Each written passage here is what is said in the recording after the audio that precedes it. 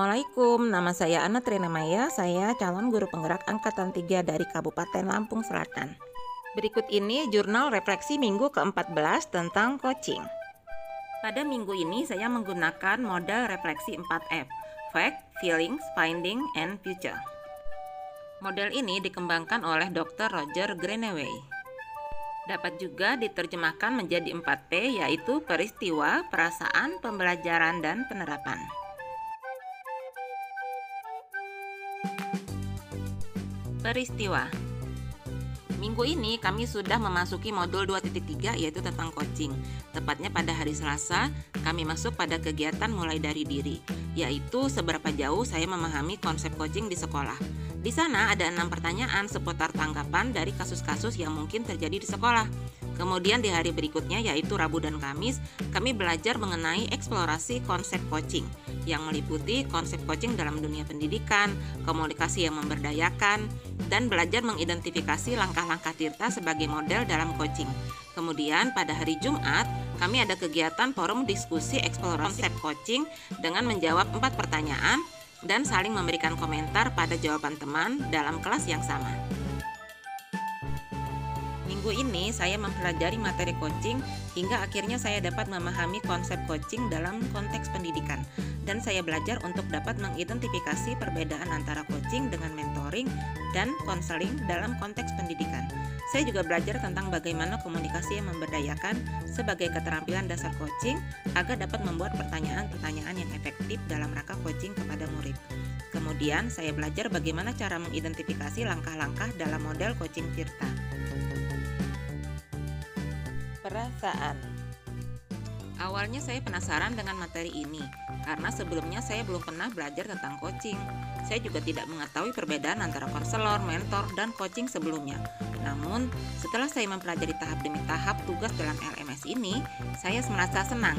Ilmu coaching ini amat berguna buat kita sebagai pendidik, bahkan sebagai orang tua.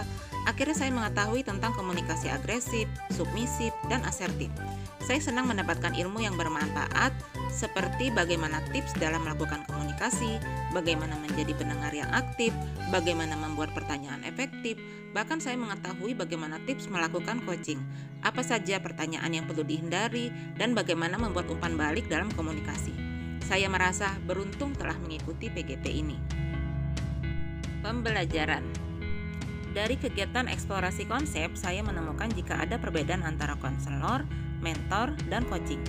Jika konselor itu menggali masalah di masa lalu untuk membantu menemukan solusi, sedangkan mentor membagikan pengalaman atau tips berdasarkan pengalamannya untuk membantu menemukan solusi. Maka coaching itu akan menggali kemampuan coach dengan mengajukan pertanyaan efektif yang mendorong coach dapat menyelesaikan masalahnya sendiri. Dari materi ini saya menemukan tips dalam coaching, yaitu menyamakan kata kunci, menyamakan bahasa tubuh, dan menyelaraskan emosi. Saya akhirnya mengetahui bagaimana menjadi pendengar yang aktif dan bagaimana bertanya yang efektif.